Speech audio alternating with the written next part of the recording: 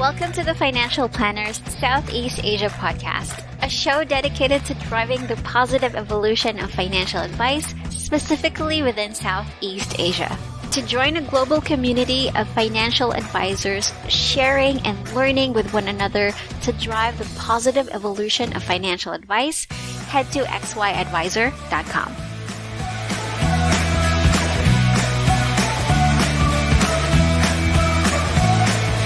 Hey guys, welcome to the first ever episode of the XY Advisor Southeast Asian podcast. Gwen here, and today I am with a financial advisor that, because of his passion for the mission, has inspired me to join the cause of, spreading financial literacy to our generation. And so that's why I thought that it was only fitting that he would become my first ever guest for this podcast. I'd like to introduce to you my partner in crime, Rey Christian Jaca.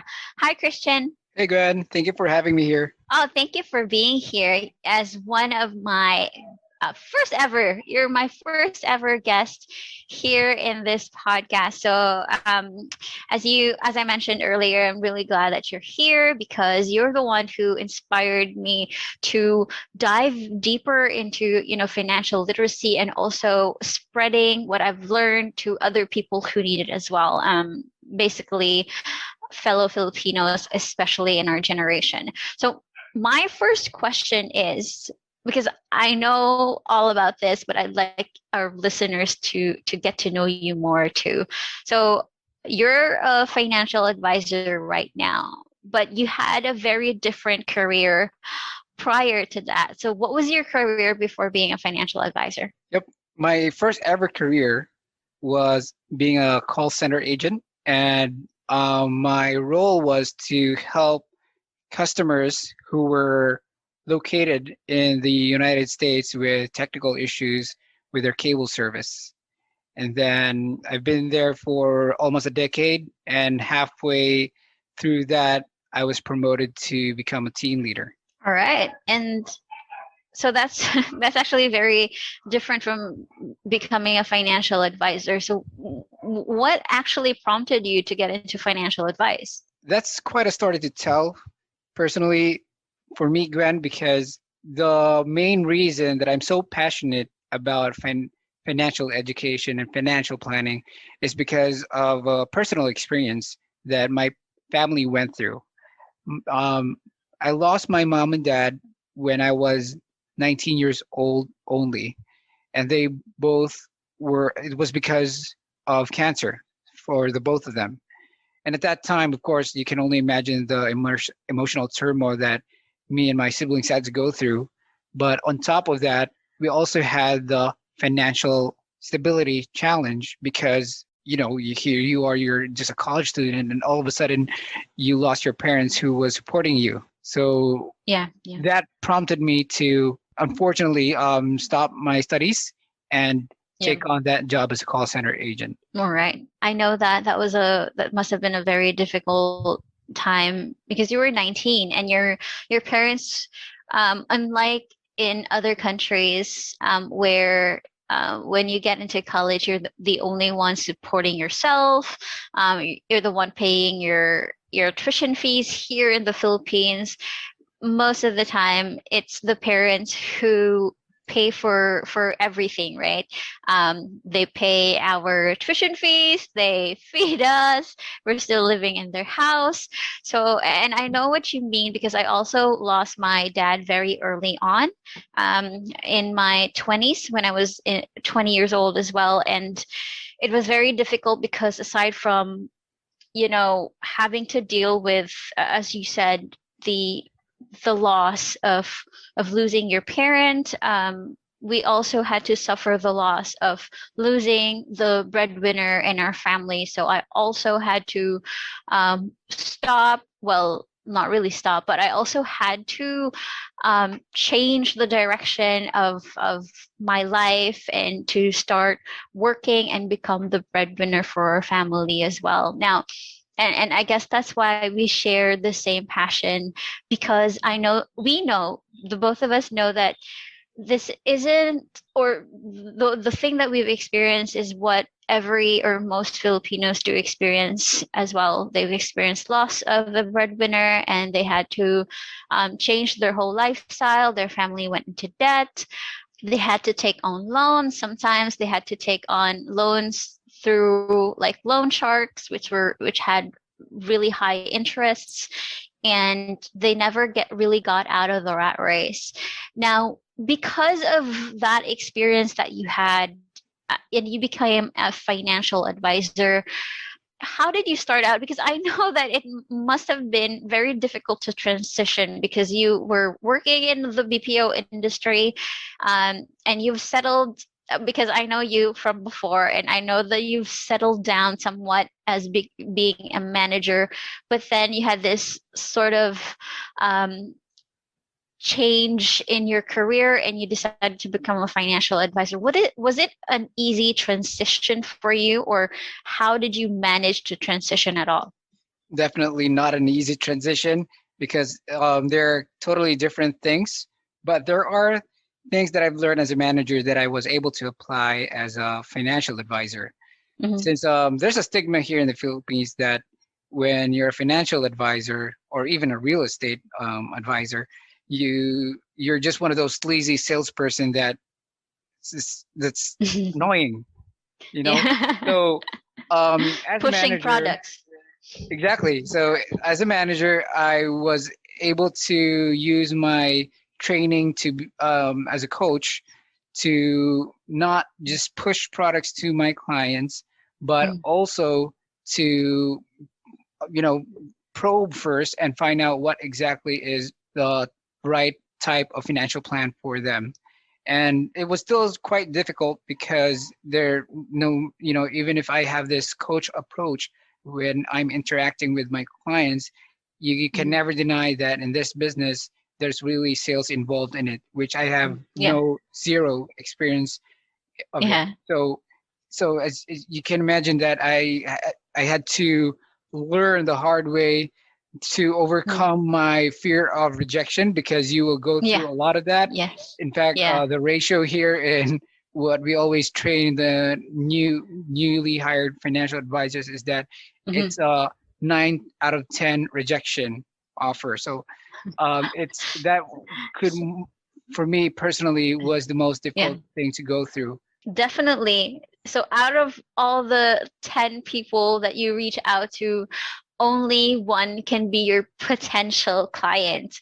Now, and that's one of the things that are intimidating here, to become a financial advisor, right? Like a lot of people actually aspire to become financial advisor, but only a few actually remain in the industry after like about 2 to 3 years. So you've been in this industry for 3 years now. How did you like manage to grow, not only like grow your client base, but get out of your comfort zone, basically become a better financial advisor? Like how did you do that with zero initial experience with sales? I would say a lot of luck came into play.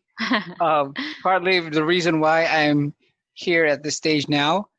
But when I say luck, it's really about having enough preparation so that when opportunity comes, you're ready to grab it. So Ah. it's all about doing everything that you can on your part, Mhm. trying to, study up on all the products that your company offers, study up all Mhm. about what you can on proper financial planning, and Mhm. then when you interact with a client or a potential client, Mhm. then you get to share everything that you know, and at that point, all you can do is hope that they find it's right for them, and then they would Yeah. go with or hire you as their financial advisor. All right, right. And like mentioning that, do you already have like a niche of, or a specific demographic with regards to the clients that you're currently reaching out right now? Yep. Having worked in the call center industry for quite a long time, maybe about a Mm-hmm. decade. Most of my clients are coming from there. So their demographic is, just basic pay here in the Mm-hmm. Philippines. So they really can't afford all the best or the coverage that they truly need, but Mm-hmm. more of the minimum um, coverage that my company can offer. So, but Mm-hmm. at least it gets them started in their financial journey. It gets them to in the habit of investing and also saving, and more Mm-hmm. importantly, getting insurance to secure their family. So, of course, I keep in touch with them just to Mm-hmm. make sure that if there are any changes to their situation, we can act accordingly and change their financial plan, maybe improve, upgrade it, so Mm-hmm. that they can have better coverage and all that. Mm-hmm. All right, that's very interesting. So you chose a demographic that is similar um, to yourself, to how you were before you became a financial advisor, right? So someone who works, a millennial who works in the BPO industry.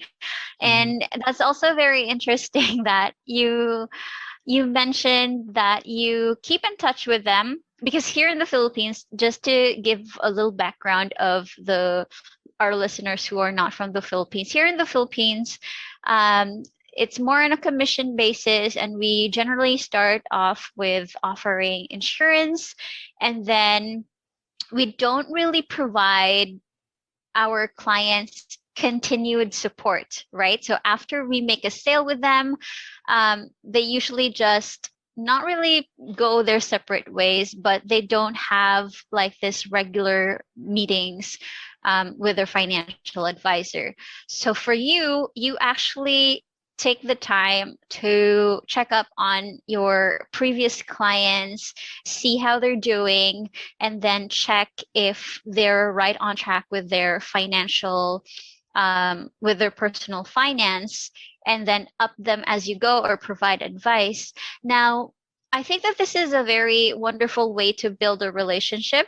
And it's like, I'm not sure if this is how you thought about it, but is it because so you chose this, is the reason why you chose the demographic because you wanted to become like their lifelong financial partner? Well, personally, I didn't really consciously choose this demographic, but it's more Mm. of the network that I already had when I started Mm. Mhm. as a financial advisor. So naturally, the first people that I reached out were my colleagues in the call Mhm. center company, and then, of course, it also that's one of the most important thing as a financial advisor. Even if here in the Philippines, there's really no rule for us to obligate financial advisors to keep in Mhm. touch with their clients, but Yeah. that's how you stand out as a financial advisor, where you just Mm. have to be truthful for you on your advice to them, to your clients, and then you make sure that not just don't get that sale, but also make sure that their status is always on track. Mm. So it's not just beneficial for clients, but also for yourself, because it is through this um, extra service that Yeah. you you build your credibility and your reputation. And in fact, at this point of my career as a financial advisor, the clients that I've been getting lately, I think Mhm. started some point in my second year, are Mhm. referrals. So Ah, it's much easier for me now. all right. Yes, exactly. And I think um, that's one way of really building your client base, right? Is to maintain your integrity and to make sure that you're providing everything for the benefit of your clients, and in turn, they're going to help you by referring you to their friends or their family because you provide such great customer service. Now, Exactly. yes, and I agree. And I think this is actually one of the reasons why I really wanted to start this podcast to share these best practices because I know that there are people like you who do like extend above and beyond what is required. But I know that there are people who actually don't really know what to do, especially those who are just starting out in the industry or thinking about doing it full time but are not sure yet. And that's, I think, one of the best ways that they can really think about if they want to expand, grow their client base. It's just to have really great customer service and to provide their clients what they really need in order to secure their financial future. And leading up to that would be my question is how do you, aside from, providing excellent customer service, what are the other steps that you do to grow your client base? The other thing that I found effective is social media presence. You're marketing through social media. Yeah. Mainly, I use Facebook. I'm not really into other social media yet because, it's not that natural for me to just post pictures in Instagram. But Yeah. having said that, while I'm only using Facebook alone, I still get a lot of people, suddenly chatting me up out of nowhere Mm. and Yeah. inquiring about, the products that my company offers. And Mm. that's a really great thing because sometimes, for someone like me who's not really into posting stuff in social media, Yep. um, it can be, I might feel lazy at times to, to stay consistent in Posting. posting and about financial planning, but Yeah. it's really important because you never know who's looking, even though you don't get a lot of reactions. But there are definitely people who will remember you that you're a financial advisor. Yeah, right. And I'm glad that you mentioned that when sometimes when you post, no one ever like comments or like your post. And that actually, I know that some financial advisors get really discouraged about that. That's why they stop using social media as a means to market their expertise, is because no, they feel like their posts are not getting enough attention. But it's good that you mentioned that even if people don't really react to your post, it it kind of cements the idea in their mind that you are a financial advisor, so that when they do realize that they need financial advice or they need insurance or they need any of those services that you offer, you're the first thing in their mind. Exactly. So think of it like you're letting people know that your store is open. Like there's a lot of people going inside malls, right? Mm, But it's yeah. not every store that when you pass by a store, most of the time you don't go inside because you don't need anything from that store at the moment. Yeah, But at exactly. least when they keep on passing by that area where your store is Mm, at, they mm, remember that this is where to get the, for example, hardware stuff or yeah. maybe beds or something like that in the Yeah, department store. yeah. So when the time comes at some point in their life where they have that need of whatever product you're offering, in my case, financial advice, then you're their go-to person. All right, yeah, that's actually a really, really great analogy. So people that are in the department store. So for someone who doesn't really care for rugs, but they keep seeing this store that sells rugs and only rugs, especially those specialty stores, they see that they're really good rugs, but they don't really get inside. But then one day they realize that they actually need rugs. That's the first store that they go to when they come inside the mall, because they know that you offer this service and that you're still offering this service. Your store isn't closed. So I really like that analogy that being active or having an active social media presence gives people the idea that your store or your services are still open. And yeah, so yeah, that's actually a really great pro tip, if I may say so. Now, do you have any strategies that you can share with us on how to acquire more clients through social media? Yep. It's there's two types of marketing that I sort of do in Facebook. So one is marketing my company. So I schedule that like every Wednesday that I share something that my company offers, any features or Mm, a new type of product. But two out of the 7 days in the week, I make sure to market myself mm, because I think that is more important because in this career, it's about building relationship and the trust with your clients so that mm. you're to make sure that you're the person that they go to and they refer your friends to. So that's why I make sure that I post positive things in Facebook. I tend to avoid political and controversial topics and All right. just make sure that I'm setting good vibes to people and of course giving value by educating them with short quotes about financial planning and all that and Mhm. motivational quotes. All right. Oh, so okay. So let me get this straight. In a week, you post like what, 5 to 7 times Oh, a week?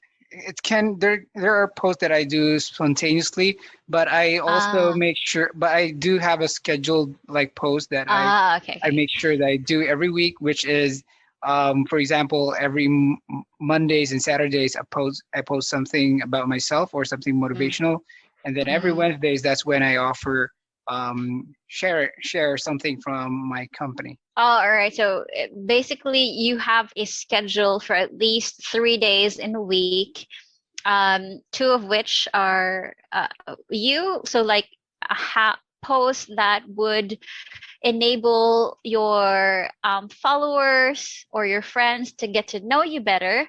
And then you also have a post on Wednesday educating your followers or friends with regards to your company and what you're offering. Am I right? Exactly. Yes. Oh, all right. So what I got from that is you actually have a schedule that you follow with regards to posting social media, and you also have a theme that you generally do, and then the rest of the posts are just spontaneous. So that's also one thing. And you mentioned that that kind of formula works for you, right?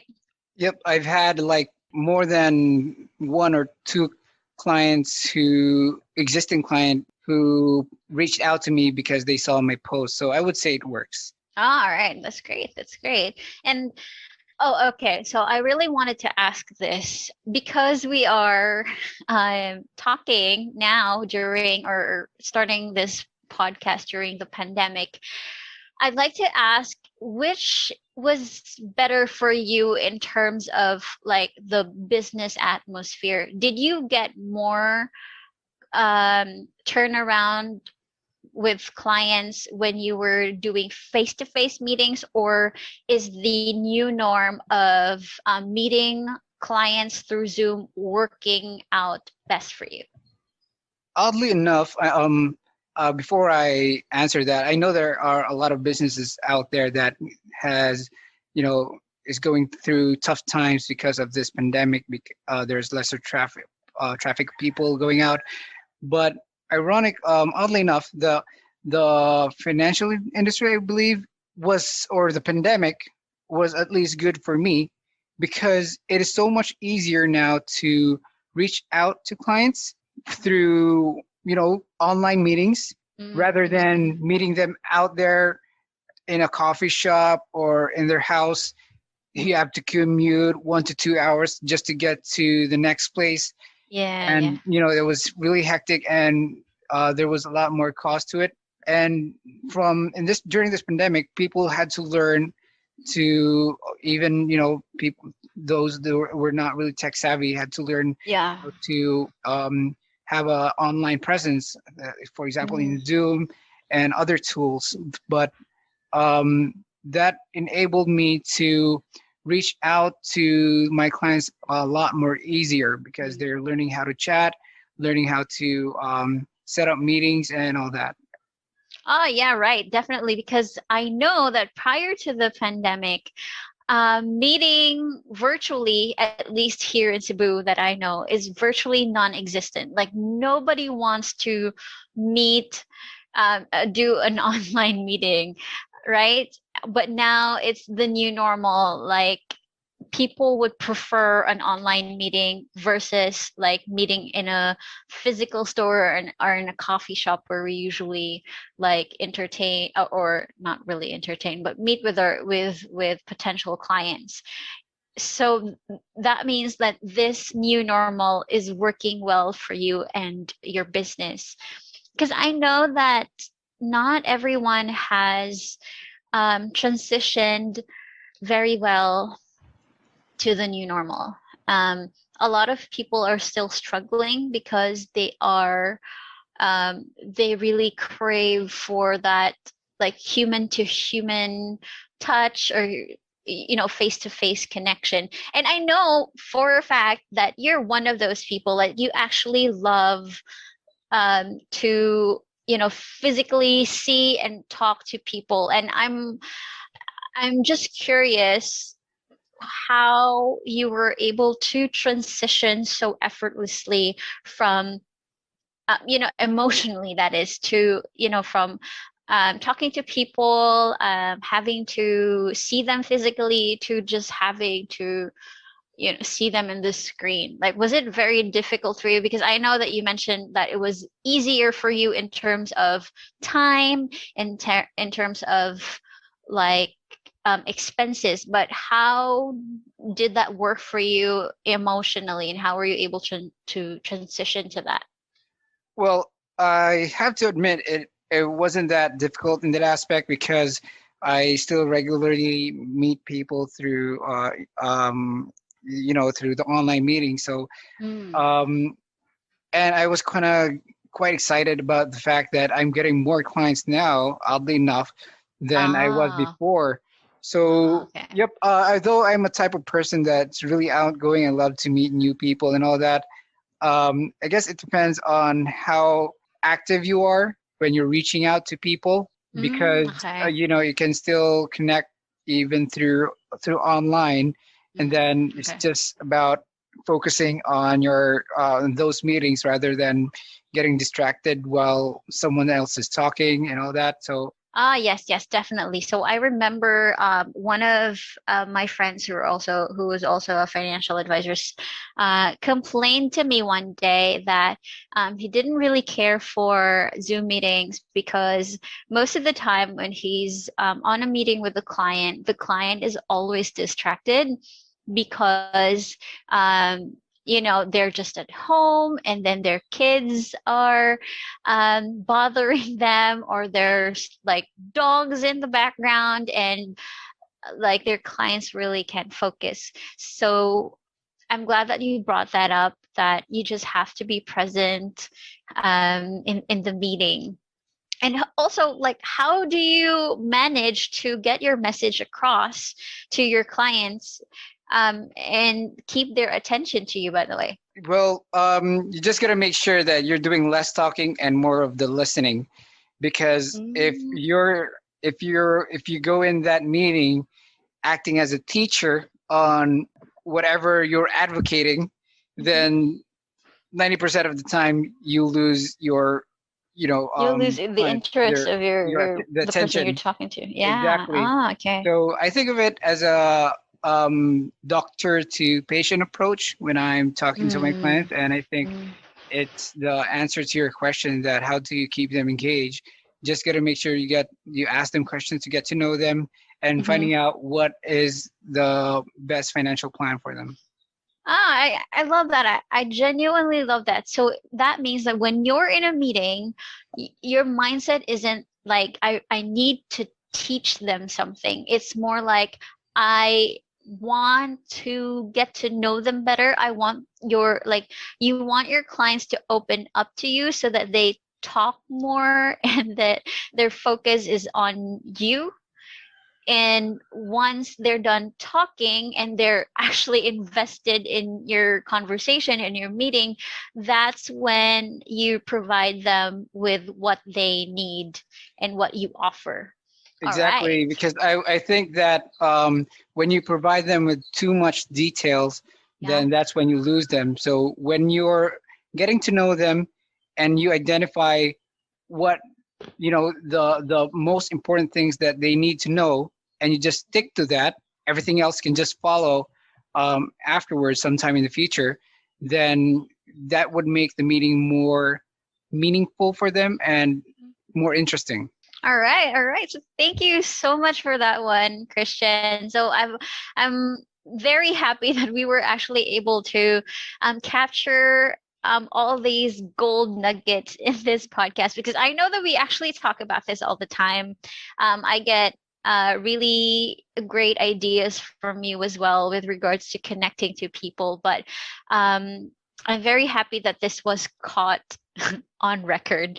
Now, we're almost done with our time, but I just want to ask about what are your plans and goals for this year, 2021? Well, I would like to get promoted to the next Mhm. level in my company. So currently, I'm in the Mm. basic role as a financial advisor. Mhm.